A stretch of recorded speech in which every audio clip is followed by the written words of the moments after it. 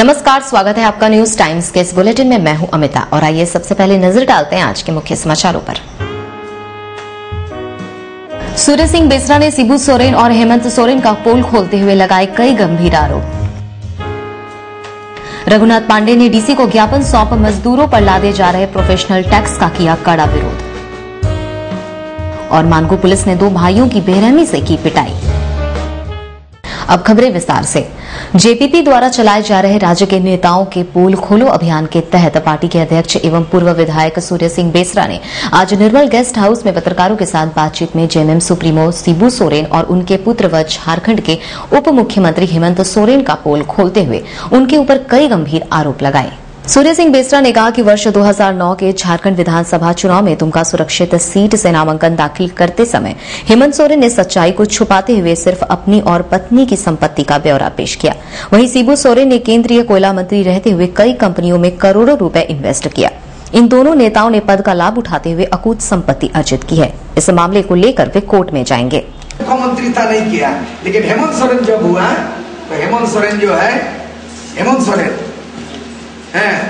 सोरेन जो आया तो इन्होंने कर दिया। कैसे किया?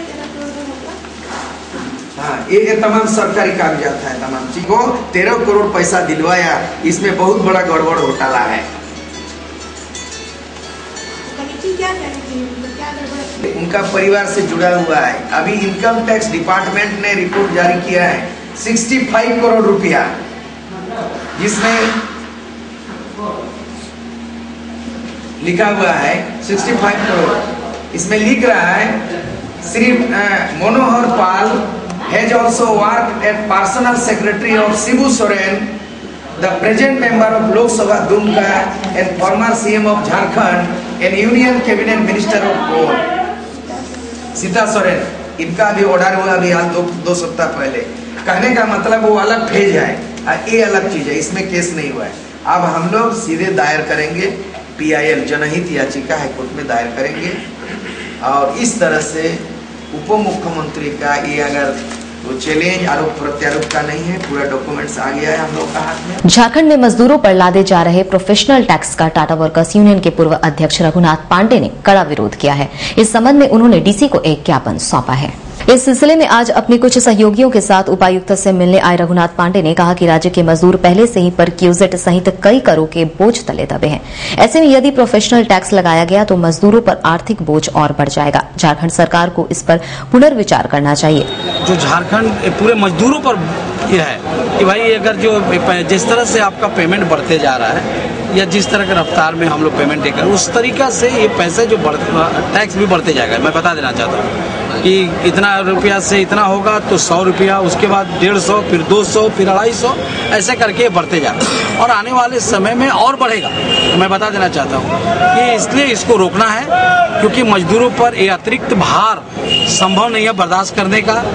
और ये परक्यूजिट टैक्स का हम लोग पहले से ही बर्दाश्त कर रहे हैं और उसके बाद टैक्स जो लग रहा है हम लोग को जो पेमेंट होता है उस पर अलग है। तो परक्यूजिट टैक्स का मतलब बिजली पानी ऐसा पर भी हम लोग को टैक्स क्वार्टर पर देना पड़ता है। तो ये सब इतना टैक्स लग रहा है कि मजदूर बर्दाश्त नहीं कर सकते हैं। इसलिए हम लोगों ने एक आंदोलन के रूप में आज ये शुरुआत है।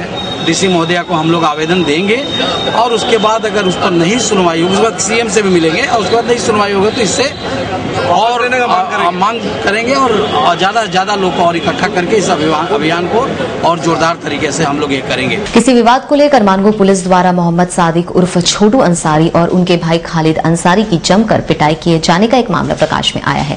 पुलिस की पिटाई से बेसुध सादिक को आज उनके परिजनों और बस्तीवासियों ने इलाज के लिए MGM अस्पताल में भर्ती कराया।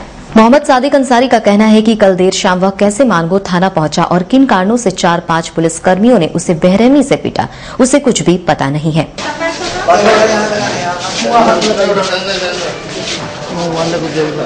थाना में 5-6 सिपाही मिल के जैसे थाना के अंदर घुसे हैं, आदमी कुत्ता कोई वैसा नहीं मारते जैसे हम लोग। क्या हुआ था? हम किसी को नहीं, फरमानों के लिए हम पहचानते हैं। किस लिए गए थाना में? हम थाना में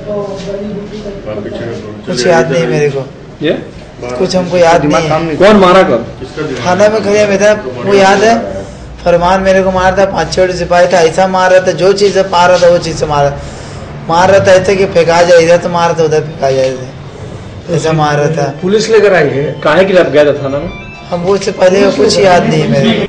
वहीं मोहम्मद सादिक की बहन ने बताया कि पति के साथ उनके विवाद मामले में आईओ ने 50,000 रुपए की मांग की थी, जिसमें उनके पिता ने 30,000 रुपए दे दिए, जबकि 20,000 रुपए देना बाकी है। बकाये पैसे को लेकर कुछ लोगों के इशारे पर मानगो पुलिस ने उसके दोनों भाइयों को बेरहमी से पीटा। मेरे भाई को इसलिए मारे हैं कि पहले वो हमसे 50,000 रुपया का डिमांड किए थे। कौन किया था? मोहम्मद फरमान, मेरे केस का मतलब आयु है, केस का आयु है, वही डिमांड किए थे 50,000 रुपया का, जिसमें मेरे पापा मेरे को 30,000 रुपया मतलब वहाँ जाके पहुँचाए थाना पे, और 20,000 रुपया के लिए हमको बार बार तंग कर रहे थे कि हमको 20,000 रुपया चाहिए। वही 20,000 रुपया नहीं दे पाए। तो भाई का मेरा इतना गलती था कि मैं गलती कुछ नहीं था, जब मेरा घर है तो फिर गाड़ी लाना है, बस रोड से गाड़ी पार करने का वजह से उसके यहाँ का लेडीज़ लोग मतलब थाना पे आके बोल दी खाली कि मतलब उन लोग ना हमको घुस के मारा, मेरा भाई लोग कुछ भी नहीं किया था, लेकिन जबरदस्ती का पुलिस गया, पुलिस को बहाना मिल गया और पुलिस ला के मेरा भाई लोग को वही 20,000 नहीं रुपया देने के कारण मारा है। जिला जेएमएम महिला मोर्चा की बैठक आज निर्मल गेस्ट हाउस में संपन्न हुई, जिसमें मुख्य रूप से मौजूद कोल्हान की प्रभारी कपूरा हांसदा ने सांगठनिक स्थिति की समीक्षा करते हुए 22 दिसंबर को रांची में आहूत राज्य स्तरीय बैठक के मुद्दे पर चर्चा की। बैठक में विधायक रामदास सोरेन, जिला अध्यक्ष रमेश हांसदा, महावीर मुर्मू और लालटू महतो भी मौजूद थे। कपूरा हांसदा ने कहा कि कोल्हान प्रभारी होने के नाते वह यहां के तीनों जिले में जेएमएम महिला मोर्चा की सांगठनिक स्थिति की समीक्षा कर रही है। साथ ही 22 दिसंबर को रांची में आहूत राज्य स्तरीय बैठक में अधिक से अधिक लोगों की भागीदारी सुनिश्चित कराने के लिए वह कोल्हान का दौरा कर रही हैं। मोर्चा का बैठक हम बुलाए हैं, हम लोग का रांची में दिनांक 22/10/2012 को बैठक महिला मोर्चा की बैठक हुई थी। उसी बैठक में कोल्हान प्रभारी का जैसे कि पूर्वी पश्चिम सरायकेला खरसावां महिला मोर्चा का संगठनात्मक छत्तीसगढ़ी समाज के 110 वर्षों के इतिहास पर चर्चा करने के लिए 23 दिसंबर को गोपाल मैदान में छत्तीसगढ़ी महासम्मेलन का आयोजन किया जा रहा है, जिसमें विभिन्न राज्यों के प्रतिनिधि भाग लेंगे। यह जानकारी अखिल भारतीय छत्तीसगढ़ी युवा मोर्चा के अध्यक्ष प्यारेलाल साहू ने आज पत्रकारों को दी। उन्होंने कहा कि महासम्मेलन के आयोजन का मुख्य उद्देश्य अपने 110 वर्षों के इतिहास में छत्तीसगढ़ी समाज ने क्या खोया और क्या पाया, इस पर विचार मंथन करना है। सम्मेलन में विभिन्न राज्यों के प्रतिनिधि अपने विचार व्यक्त करेंगे। आज का एक महासम्मेलन है जो 23 दिसंबर 2012 को गोपाल मैदान बिष्टुपुर जमशेदपुर के धरती पर, लाहौल नगरी धरती पर यह कार्यक्रम है। ये कार्यक्रम 110 साल झारखंड में होने के बाद पूर्व में बिहार और वर्तमान में झारखंड में 110 वर्ष हो चुके हैं छत्तीसगढ़ी समाज में। छत्तीसगढ़ी समाज को साल हो चुके हैं छत्तीसगढ़ी समाज को, तो 110 साल में छत्तीसगढ़ी समाज ये निर्णय लिया कि 110 साल में हम क्या खोए हैं और क्या पाए हैं और वर्तमान में हम कहाँ खड़े हैं, वर्तमान में हम कहां खड़े हैं और हमारी क्या स्थिति है। झारखंड राज्य अराजपत्रित कर्मचारी महासंघ का 31 सूत्री मांग को लेकर राज्य स्तरीय कन्वेंशन 16 दिसंबर को रांची में होने जा रहा है। कन्वेंशन को लेकर आज एमजीएम अस्पताल परिसर में झारखंड राज्य चिकित्सा एवं जन स्वास्थ्य कर्मचारी संघ की बैठक हुई। जिला मंत्री अमरनाथ सिंह ने कहा कि राज्य स्तरीय कन्वेंशन में कर्मचारियों की लंबित 31 सूत्री मांगों पर मुख्य रूप से चर्चा होगी। उन्होंने कहा कि राज्य सरकार ने अपने कर्मचारियों की सुख सुविधाओं में बड़े पैमाने पर कटौती की है। सरकार को कर्मचारियों की सुविधा का पूरा ख्याल रखना चाहिए। का 31 सूत्री जो डिमांड है, जो समस्या है, उसका समाधान के लिए पूरे राज्य का कन्वेंशन होने जा रहा है 16 तारीख को। हम कोशिश करेंगे कि हजारों की संख्या में कर्मचारी को रांची ले करके और इस बैठक को सफल बनाएं। तमाम जिले के कर्मचारी, 9 ब्लॉक के प्रखंड के कर्मचारी एवं बहनों जाने के लिए तैयार हैं और कमर कस करके तैयार हैं कि कर्मचारी का जितना भी समस्या होगा उसका निदान के लिए भी हम लोग प्रयास करेंगे। अंतर्राष्ट्रीय ब्रह्मश्री मिशन के पूज्य संतों का 2 दिवसीय नगर आगमन 15 और 16 दिसंबर को होने जा रहा है।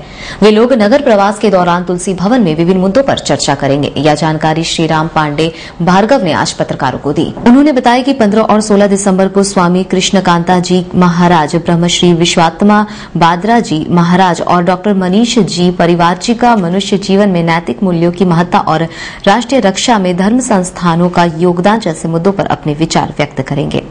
उद्देश्य है हम लोगों का कि मानव के अंदर नैतिक मूल्यों का उत्थान हो और राष्ट्र के अंदर धार्मिक के जो विकास हो, एक जो धार्मिक से संबंधित जो संस्थाएं हैं वो राष्ट्र के विकास में क्या योगदान करती हैं और कैसा उनका हो, इस पर उन लोगों का प्रवचन होगा।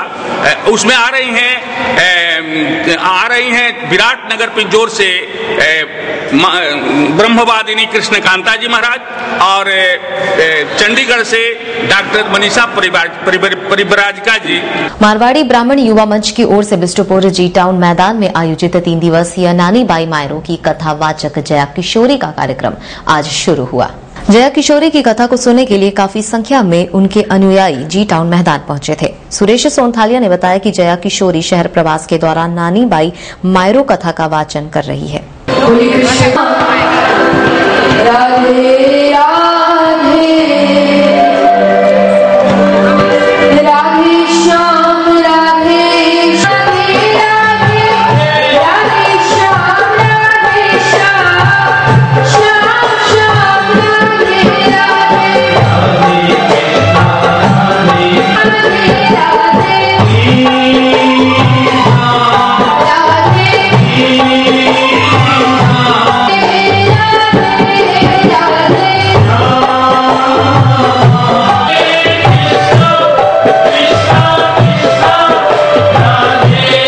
नानी बाई को मारो के बारे में वृत्तांत से बताएगी।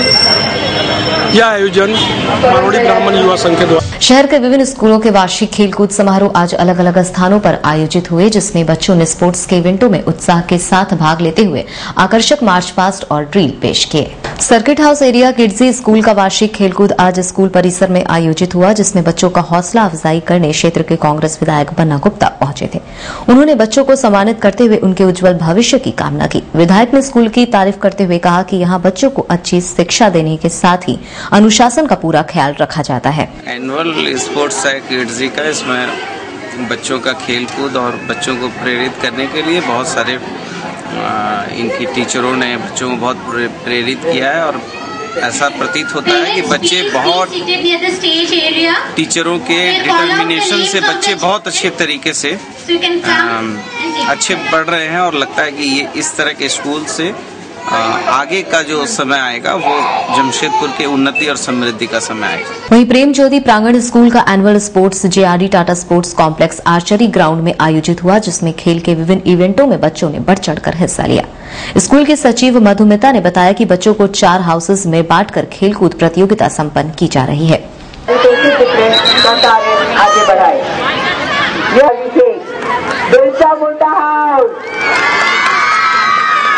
Thank you. Nisha Gadu, Kullu Murmu, start हो चुका है। देखिए जोरदार तालियां बजाइए। स्वागत करते एनुअल स्पोर्ट्स डे है, जिसके चीफ गेस्ट हैं हमारे mister KN Venkat and missus KN Venkat, और ये पूरा स्पोर्ट्स डिपार्टमेंट की तरफ से स्पॉन्सर किया गया है। वही सारा अरेंजमेंट वगैरह किए हैं। हमारे 4 हाउसेज हैं, green house, blue house, yellow house और रेड हाउस। इन हाउस ये सारे हाउस हैं। Rajendra Prasad house, APJ Abdul Kalam house, Birsa Munda house और अल्बर्ट इक्का हाउस, ये चारों स्पोर्ट्स का हाउसेज हैं। और इन लोगों ने अभी मार्च पास्ट भी किया फ्लैग्स लेके, और इवेंट्स वगैरह चल रहा है जो सुबह से शुरू हुआ। वहीं बारीडी हाई स्कूल का वार्षिक खेलकूद समारोह JRD टाटा स्पोर्ट्स कॉम्प्लेक्स में आयोजित हुआ, जिसमें बच्चों ने आकर्षक मार्च पास्ट और ड्रिल योगा प्रस्तुत किए।